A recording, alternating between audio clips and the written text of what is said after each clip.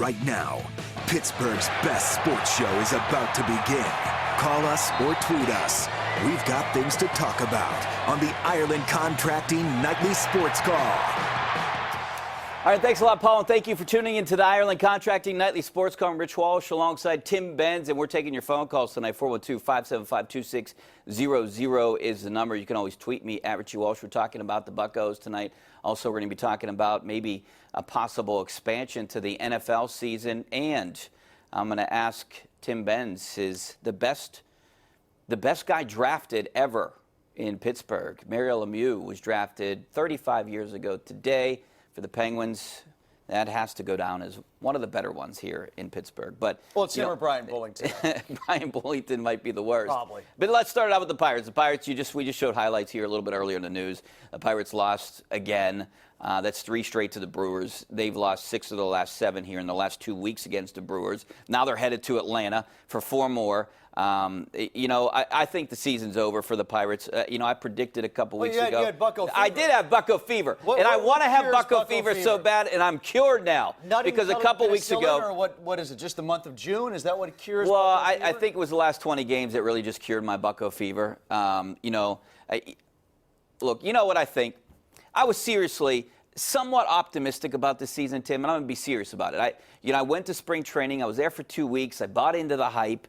Well, that's the biggest problem. You went to and I thought, okay, I kind of was thinking, if they had the pitching staff, the starting pitchers, and the bullpen, they could compete, and they might be in a wild card if things go right their way. You could have stopped. And they had the hitting and the bullpen. Yeah. Well, they had the 3rd-ranked bullpen coming into this year, according to Major League Baseball, right?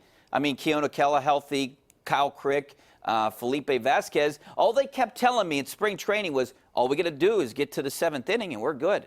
Part of that is getting through the 5th and 6th, and if you can't get past the 4th. Now, I understand injuries have really caused a lot of problems, and I know that's what they're going to blame this year, are their injuries, but I think they just need to punt. I'm saying that I think you trade away whatever you can trade away right now, get assets, go into a rebuild mode, try to win some fans back and say, hey, we're going to do what the Brewers did, we're going to do what the Rangers did, and we want to win you over in 2 years. We got all these young guys coming up. And people have been hearing that for I know they have been, but maybe finally they'll get it right.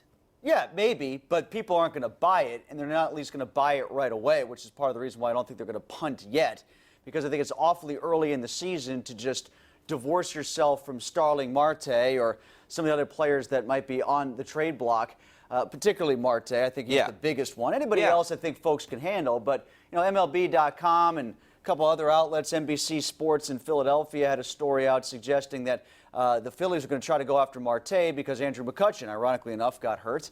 And I think that would be an awfully big move right now for the Pirates, knowing what they saw last year when the team was rejected by the fan base until they went out and made a big move to get a guy in Chris Archer. And then when they didn't add as much to it as people wanted coming into this season, attendance has dipped again. So I would say it's a little early to punt entirely. Okay. I also think Pirates fans are going to want to see the potential for another one of these 10-game win streaks that, even in the bad Lloyd McClendon years, they'd have a 10-game win streak from time to time. And they went on that late last year and then got Archer. What gives you any hope right now watching I this don't team have play? much. Yeah, I don't have any.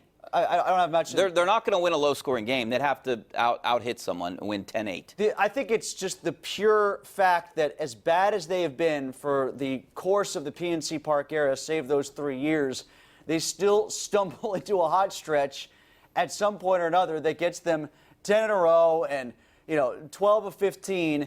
And if that happens before the trade deadline, then maybe they go out and acquire something, or at least they don't give away the farm entirely.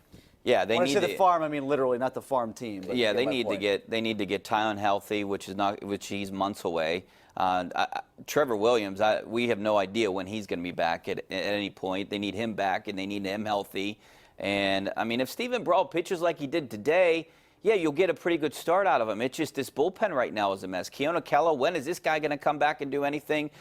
Kyle Crick, they went with Rich Rodriguez over Kyle Crick. Crick, I Rich didn't Rodriguez, understand that. why is Rich Rodriguez I still don't pitching understand at all? Francisco Liriano's going through a little struggle here right now, but He's the latest concern. yes. You know, like it was just, 3 weeks ago where we were talking about why aren't they using Liriano more? Why aren't they leaning on him more? Why isn't he the opener?